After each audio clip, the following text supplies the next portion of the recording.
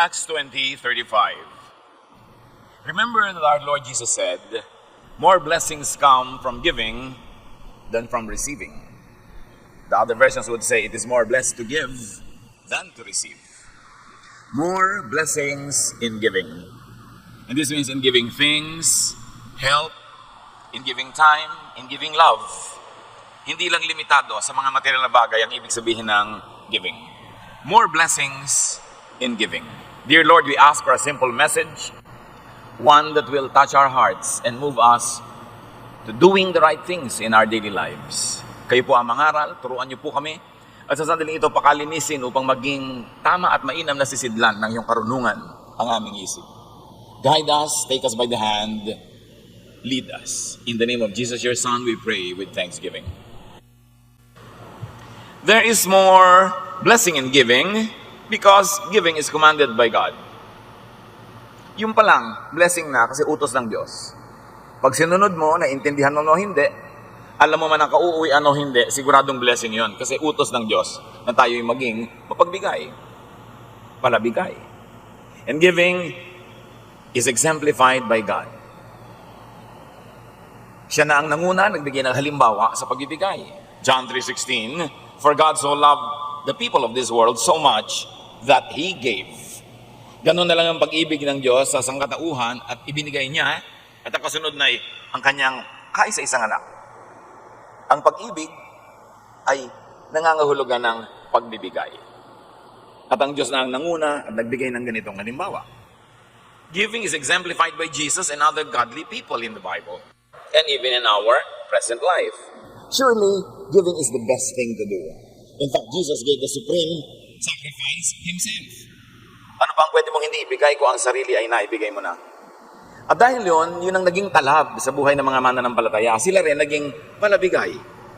Acts 2:44-45, all the Lord's followers often met together and they shared everything they had.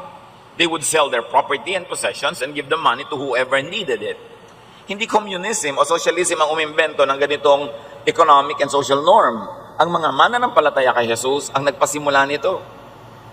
Ang mga tunay na mananampalataya ay nagturingan ng magkakapatid at ang kulang ng iba ay ibinibigay nung may sobra at dumadating pa sila sa punto na nagbebenta sila ng mga lupain, mga ari-arian para itustos at ibigay sa mga nangangailangan. At ang kasunod na sinabi ng mga verses na ito, and the church grew.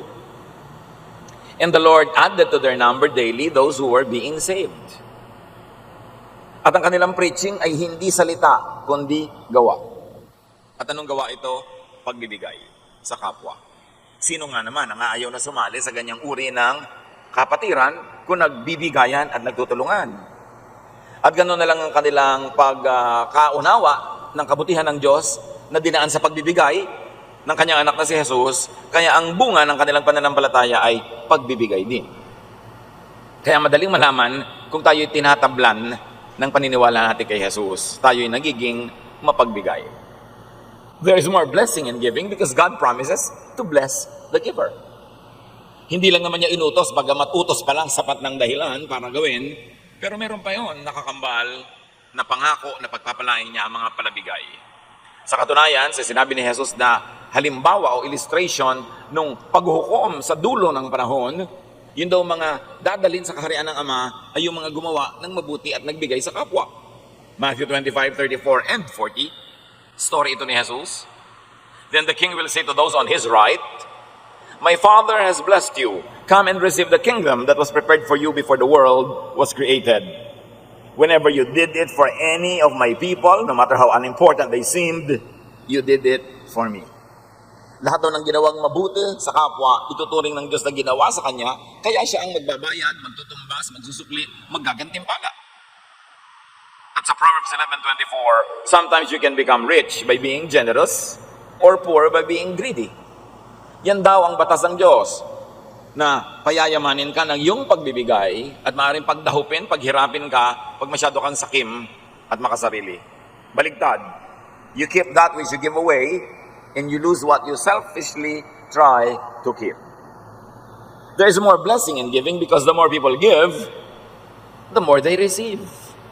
That is the rule of God. Sigon sa iyong ibinibigay, based on what you give, is what you will receive from God. Luke 6:38, if you give to others, you will be given a full amount in return. It will be packed down, shaken together, and spilling over into your lap. The way you treat others is the way you will be treated. Although these verses are often used in reference to giving donation, to giving offerings and tithes and everything, the original and the first meaning of this is giving forgiveness. At kung paano ka daw nagpapatawad sa kapwa, ganun ka rin patatawarin ng Diyos. Kung kuripot ka sa pagbibigay ng patawad, kuripot din sa iyo ang Diyos. Kung masagana kang magpatawad sa kapwa, masagana rin ang pagpapatawad sa iyo ng Diyos. Ang panukat na ginagamit mo sa iba, ang siyang gagamitin sa iyo. So dapat talaga mapagpatawad tayo, mapagbigay, dahil tayo ay maka-Diyos. At kung hindi ka naman talaga maka-Diyos, dahil lang matalino ka, magiging mapagbigay ka pa rin at mapagpatawad. Kasi kung ano ang ibinibigay mo sa kapwa, yun lang din ang ibibigay sa iyo ng Diyos. So the blessing and the forgiveness that you receive from God is limited only by your own giving of forgiveness and giving of love to others. Ikaw ang nagpapasya kung paano ka itatrato ng Diyos. Yun ay kung paano mo tinatrato ang iyong kapwa. The more people give, the more they are protected from loss. Sasabihin ng iba, magbibigay pa ba ako? Kapos nga ako. Magbibigay ba ako? Kailangan ko ng puhunan. Magbibigay ba ako? Kailangan ko. Pero ipinangako sa Malakay 3:10-11, I am the Lord all-powerful, and I challenge you to put me to the test. Bring the entire 10% into the storehouse, so there will be food in my house. Then I will open the windows of heaven and flood you with blessing after blessing. I will also stop locusts from destroying your crops and keeping your vineyards from producing. Sabi niya, ako ang pinakamakapangyarihan sa lahat, di ba? At dahil sa kapangyarihan yan, batay sa kapangyarihan yan, ihahamon ko kayo. Subukan niyo ako. Sabi niya, at pag ginawa niyo yan, bubuksan ko ang bintana ng langit at pababakain sa inyo ang pagpapalang tsunami. Sabi niya, at higit pa riyan, pipigilan ko ang mga balang, ang mga insekto, ang mga salot, ang mga peste sa pagsira sa inyong mga tanim. Ibig sabihin kung ikay palabigay at matapat, the Lord protects your livelihood from all kinds of threats. Ipagtatanggol ka niya sa magnanakaw, sa mga manggagancho, sa mga maninira, sa mga manunuba, sa lahat. Namin ganon. Subukan niyo ako. Nagpapasubok nga siya. There is more blessing in giving because the giver is in control. Masarap yung nagbibigay eh. Ikaw ang may control ng sitwasyon. You can give what, when, where, to whomever, however you like. And the giver can derive great pleasure from such giving. If our heart is in the right place, we derive great pleasure when we give. Masarap magbigay pag ang puso nasa tama ng lugar. Hindi sumasama ang loob mo. Lalo't ang binibigyan mo ay talagang karapat dapat bigyan. O nangangailangan talaga at hindi kayang tulungan ng sarili. Pagtulong mo noon, tumataas ang espiritu mo. It is a source of great pleasure to give. At kung hindi pa tayo nakakarating sa ganong state of spirituality, sanayin natin ating sarili. Kasi baka napakalaking ligaya ang nawawala sa atin, hindi natin nalalasap kasi hindi tayo nagbibigay ng buong puso at buo sa loob. Proverbs 19:6, everyone tries to be friends of those who can help them. So this is one of the perks of being helpful. Everybody's friendly with you. Sabi mo, kasi may pinapakinabang lang naman. Kasi naman hindi friendly kasi walang pinapakinabang. Mabuti na ang friendly. Kahit dahil lang may pinapakinabang sa'yo. Marami kang kasama, marami kang kaibigan. Natural kasi palatulong ka eh. Pero kung ikay palahingi, baliktarin mo, palautang, iniiwasan ka na ng mga tao. Napakasakit naman sa damdamin yung alam mo iniiwasan ka. Binabaliwala ka na lang. Kasi nga wala kang ginawa kundi manghingi o mangutang. Proverbs 17:8, a bribe works miracles like a magic charm that brings good luck. So, another form of giving, sabi nga nun, alam nyo, yung nagbibigay ng padulas, daig pa niya ng may virtud, daig pa niya ng may agimat. Doors open, things move, people help them pag marunong silang magregalo. A gift opens doors, oils the machinery. A gift helps in improving ease in doing business. And it is Proverbs 17:8 that said that. Alam nyo kung ano yung masamang bribe? Yung ginagamit sa court. Yung naglalagay ka sa mga justice, sa mga hukom, para yung masama palayain at yung mabuti ikulong. Yun ang masamang bribe. Lagi may nagtatanong, paano po yan? Pagka pinapamerienda po yung clerk, ang bilis-bilis kung lumakad ng papel ko. Eh di pa meriendahin mo. Ano naman ang masama doon? Pinamerienda mo pala, lumakad yung papel mo. Ang masama, yung nagbibigay ka sa hukom na yung guilty kong kamag-anak, huwag mong pagiltihin ha. O kaya yung hindi guilty na itinakdal ko, yun ang pagiltihin mo. Heto ang bribe. Yun ang napakasamang bribe kasi mayroong napapahamak. Pero pakain ka lang naman ng clerk sa City Hall, binigyan mo ng turon. Ano na ba naman yun? Kahit nga hindi siya clerk doon masama na bang magpakain ng kapwa-tao? Sabi ng Proverbs 17:8, a bribe is a charm to its giver.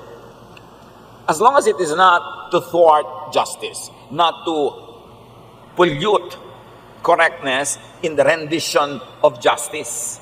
Laging may konteksto ang mga verses. There is more blessing in giving because deeper happiness, deeper satisfaction is not in keeping but in giving. Parang pagka ikaw ay empacho na, yung ang dami-dami mong kinain, may indigestion ka na, the pleasure really is in making it go out of your system. It is in giving it up. There is great pleasure in letting go, especially of your biological processes. Ganon din yung mga bagay, may pleasure yung pagbibigay.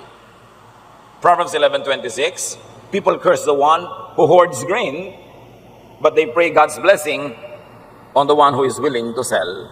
Of course, the context is may tag-gutom. People, traders, are hoarding grain para taasan ang presyo, ayaw nila magbenta. At sa ganun daw mga panahon, sinusumpa ng mga tao yung ayaw magbenta at idinadala nilang pagpalain pa ng Diyos yung nagbebenta lalo sa mababang halaga. In other words, yung nagbibigay at nagdaramot, magkaiba na magiging trato mula sa mga tao, and the more giver the person is, the more siya ipapanalangin ng kapwa. Proverbs 11:25, a generous person will prosper. Whoever refreshes others will be refreshed. Napapansin nyo ba kahit sa mga kamag-anak, yung kamag-anak, kaibigan, kapitbahay na palabigay, siya ito hindi maubos-ubusan na binibigay. Yun namang maramot, laging wais, laging nang lalamang, siya naman yung laging kapos. Okay, ang dami-dami niyang naipon sa kanyang pagiging makunat, tapos isang dilubyo lang, ubus agad, wala lahat, bali-wala ang kanyang buong karamotang inipon. That is why giving is better than receiving. There's a very big problem with give me. Bigyan mo ako. Malaki ang problema niyan because people do not usually give. People do not usually give as you want them to. Pagka ikay pala hingi, palaasa, malamang mabibigo ka lang lagi. Kasi hindi naman laging ibibigay sa iyo ng tao ang gusto mong ibigay niya. So kung ang mode ng iyong buhay ay manghingi kaysa magbigay, maraming beses you will only be frustrated.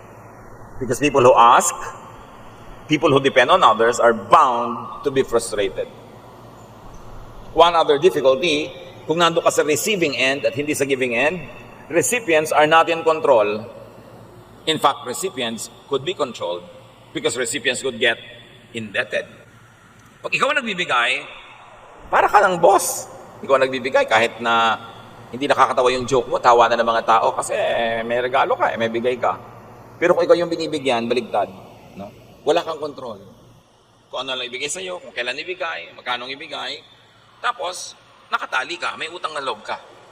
May utang ka na pera, may utang ka na bagay, at may utang na loob ka pa. Proverbs 22:7, the borrower is slave to the lender. Ang nangungutang ay alipin ng nagpapautang. Kahit pa nagbayad ka na, o kahit nagbabayad ka, o kahit matagal ka ng bayad doon sa utang mong pera, paano yung utang na loob? Kaya mamimili na rin lang tayo. Saan ako pupwesto? Sa nagbibigay o sa tumatanggap? Mas maraming kaligayahan, mas maraming kalayaan at kasiyahan yung nagbibigay kaysa tumatanggap. Kaya dapat ang tao, sa abot kaya ng lakas, maging masigasig na kumita para hindi siya manghingi at kumita ng sobra para siya pang magbigay. Dapat sikapin ng tao na hindi siya palaasa. At kung umaasa man siya paminsan-minsan, hindi lagi. At kahit siya umaasa at nabibigyan, nagsusukli siya kahit paano. Hindi yung pagka nagsalita yung nagbibigay sa'yo, para ka ng pinitpit na luya, wala ka nang masabi. Bow ka na lang ng bow kasi get ka ng get. It's not a dignified way to live. to be receiving all the time. Unless you're too old, too young, or too sick. And I always emphasize that. Pero ang dami-daming malalakas ang katawan, palahingi. Sila pa yung malakas gumastos. Sila pa yung tampurista pag hindi nabigyan. At sila pa yung maluho. Ephesians 4:28. If you are a thief, quit stealing. Be honest and work hard so you will have something to give to people in need.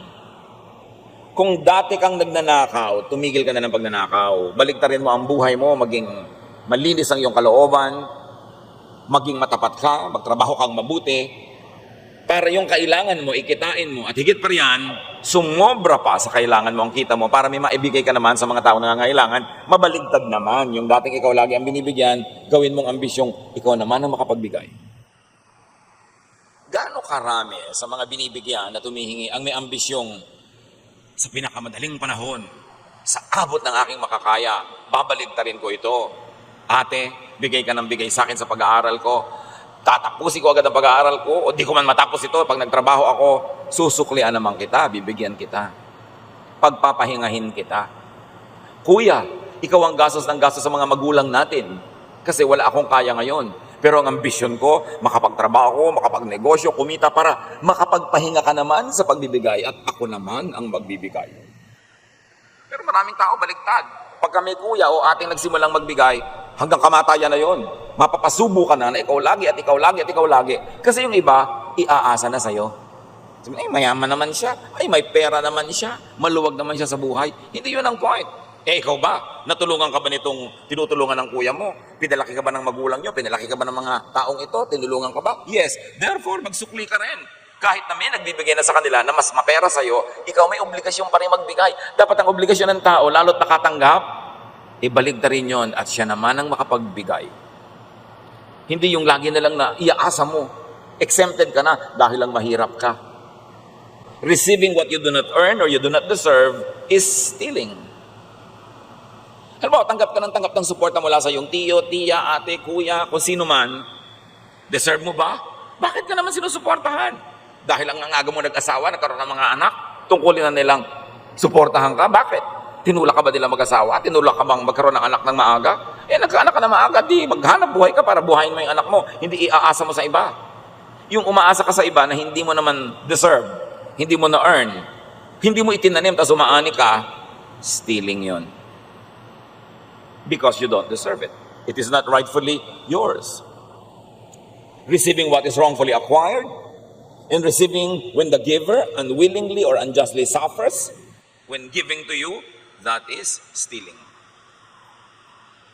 Yung kuya mo na sana'y nakakapanligaw man lang, nasa edad na, pwede na makipag-date, hindi man lang makapag-date dahil hingi ka ng hingi. Stealing yun. Ninanakaw mo yung kaligayahan niya eh. Ninanakaw mo yung budget niya.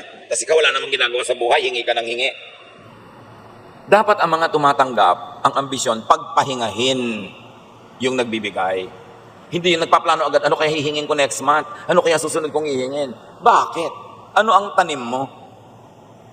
At kung minsan nagtanim ka lang naman na isang buto, 3 kaing na yung naani mo, di ba parang sobra na yon sa tinanim mo, yung inaani mo?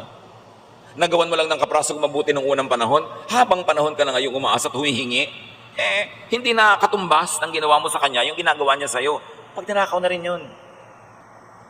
Dapat nating expand ang ibig sabihin ng pagnanakaw. Yung hindi mo kinita, hindi mo deserve, tapos nagpupunta sa'yo, ninakaw yun. At sabi ng Ephesians 4:28, stop.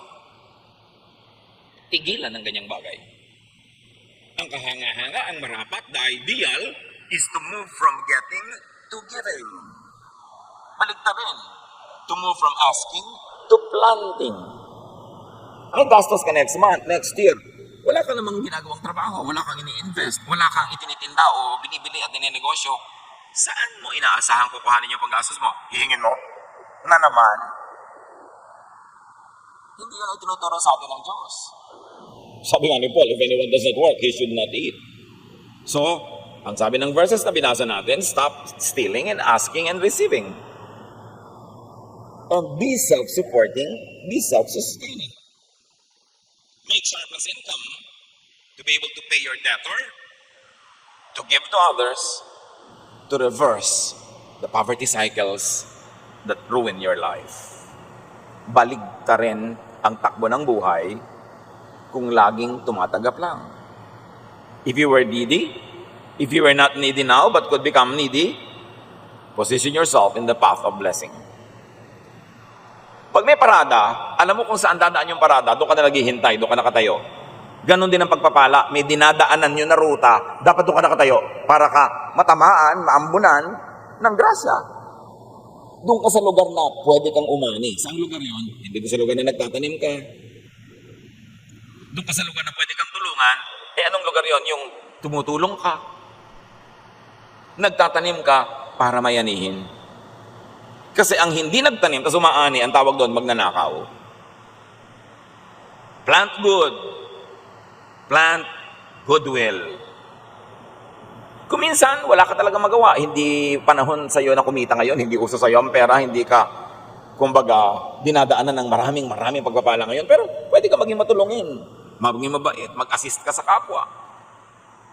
Gamitin mo ang lakas na natitira sa iyong katawan para makabuti sa kanya, gumawa ng mabuti sa kanya, paglingkuran siya, para naman kung bigyan ka, deserve mo naman kahit paano. O kaya, maisipan man lang niya tuloy na bigyan ka. Do good. Yung paggawa ng mabuti, magandang tanim yan. Hindi naman lahat ng pamumuhunan, pera ilalagay mo sa negosyo eh. Yung paggawa mo sa mabuti sa kapwa, puhunan din yun. Pwede din yun na magbunga. Give. And very importantly, do not ask needlessly. Huwag kang hihingi na hindi mo talaga kailangan. Para kung dumating yung totoong kailangan at wala kang pangtustos, may mukha ka pang ipakita para manghingi. Hindi yung kayo maliit, malaking bagay, humihingi ka. Emergency at hindi emergency, humihingi ka. Pati pang party, pang forma, pang yabang hinihingi mo pa. Pagdating ng panahon na naputol yung paa mo at kailangan niya ng karugtong nabibili na paa, kahit paa ng baka, pata, crispy pata, pag humingi ka naman sa kapwa mo, tulungan ka kasi hindi pa pagod at sawa sa paghingi mo. So in other words, huwag mong gamitin yung credit line mo in a very foolish way. Ireserba mo yung goodwill. Do not ask, let's say, do not ask too much and too long. Makahalata ka na ilang buwan ka nang binibigyan, ilang taon ka nang binibigyan. Kailan titigil yon? Pag lang patay na yun, nagbibigay sa'yo? Mag-isip. Hindi kung patuloy kang binibigyan, buong puso kang binibigyan, lalo sa mga Pilipino na kababayan natin. Minsan talagang ang sama na ng loob mo, wala ka na maibigay, hirap ka na, pero hindi mo pa rin pinapahalata, binibigay mo pa rin. Pero yung bang ganong kagandahang loob na nagbibigay, dapat nating pagsamantalahan. Hindi kumikibo ay hindi nagdurusa. Hindi kumikibo ay madali sa kanya ang ginagawa niya. Baka hindi lang talaga siya paladaing. So be kind to others, especially be kind to your giver, and be kind to your potential giver. Bata ka pa. Ang sungit-sungit mo sa mga bata. Malakas ka pa, kayang-kaya mo masuportahan ng sarili mo. Pero hindi mo ba naiisip, baka dumating ang panahon na mabuhay ka na lang sa awa ng mga batang ito na sila na yung may edad at ikaw ay super tanda na, hindi mo ba naiisip na pwede mo sila maging potential givers? Hindi mo ba naisip lang yung kapitbahay, pwede mo maging potential giver? Kung wala kang kotse, wala kayong sasakyan, malayo kayo sa sibilisasyon, tapos madaling araw, naghihingalo ka, madala ka man lang sa ospital dahil meron siyang sasakyan. Hindi mo siya kailangan ngayon, ibig sabihin, hindi mo na siya kakailanganin kahit kailan. Kaya napakalaking kahangalan na makipag-away sa kapitbahay. Makipag-away sa mga nasa paligid. Kasi pag bigla ka nanigas at nagpagulong-gulong dyan, yung nasa paligid mo dadampot sa'yo. Be kind to your potential givers and helpers. Proverbs 11:17, kindness is rewarded. It's a rule. If you're kind, you'll be rewarded.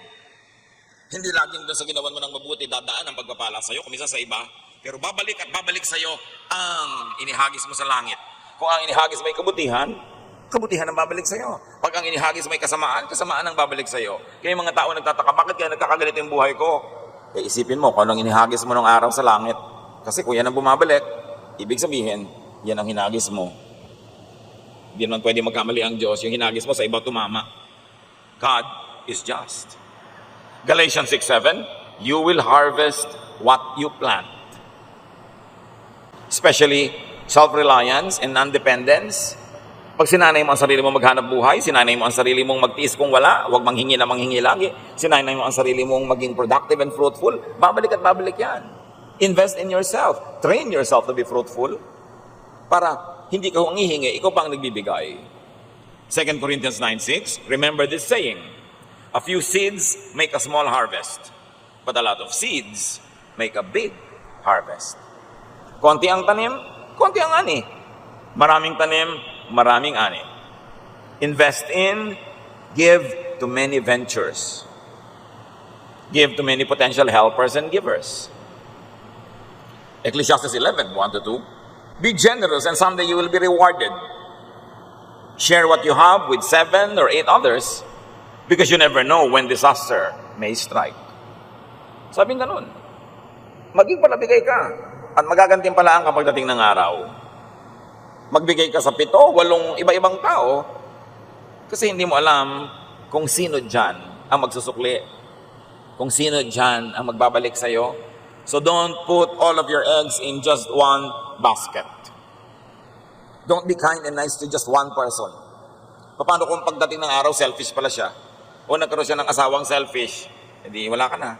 O ang bait-bait niya, bigla siyang nadaganan ng natutumbang puno ng kamatsili.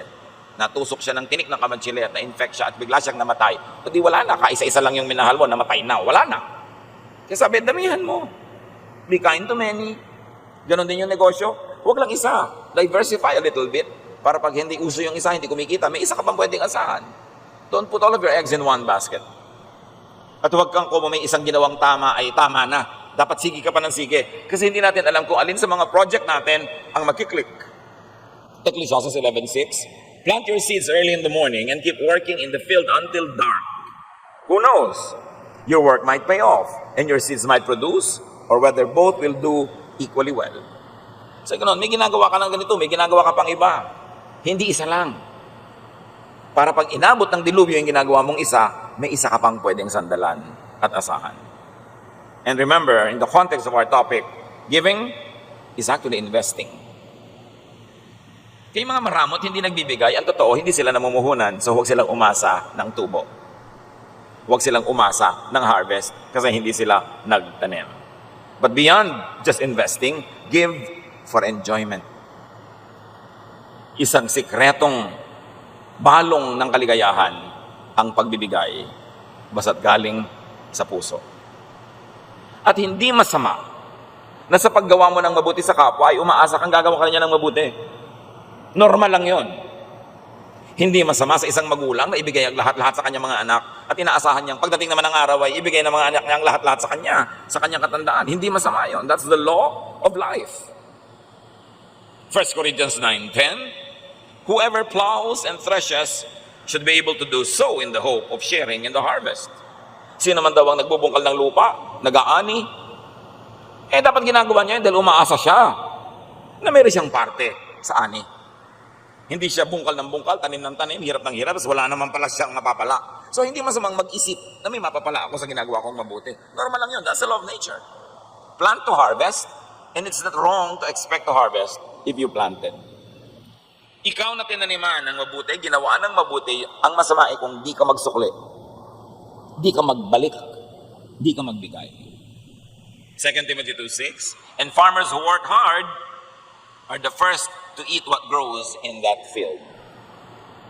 Yung naghirap sa'yo, yun ang dapat unang makinabang kung ikaw ay mabunga na. Nagtaguyod sa'yo, nagmahal sa'yo, nag-alaga sa'yo, tumulong sa'yo, nagpahiram sa'yo, nagpautang sa'yo, yun ang dapat makinabang pag ikay mabunga na. Huwag mo dapat kinakalimutan yun. Na parang walang nangyari. Maraming mga kapatid, matapos paghirapan na tulungan ng kanilang mga ate, mga kuya, maging ng kanilang magulang, oras na nagkaasawa na, nagkaka-amnesia. Wala nang alam na gawa ng mabuti kundi asawa niya at kung nagkaanak yung anak niya, nakalimutan na yung magulang, nakalimutan na yung mga tiyo, mga tiya, nakalimutan na yung ate at kuya kasi ang mundo niya umikot na lang sa kanyang asawa at anak. No! Gawan mo ng mabuti ang iyong asawa at anak pero huwag mong limutin ang lahat ng tumulong sa'yo. Kailangan kasama sila sa ani kasi sila ay nagtanim. Kaya masama naman yung asawa ka ngayon, sinosolo mo na lang tong asawa mo, sinosolo mo ang kita niya, inilalayo mo sa mga kamag-anak. Bakit? Ikaw ba nagpakalaki dyan? Ikaw ba nagpa-aral dyan sa napangasawa mo? Hindi naman. Tapos gusto mo, ikaw na lang aani? Tanim mo ba yan? Dapat ang tao lumalagay sa lugar.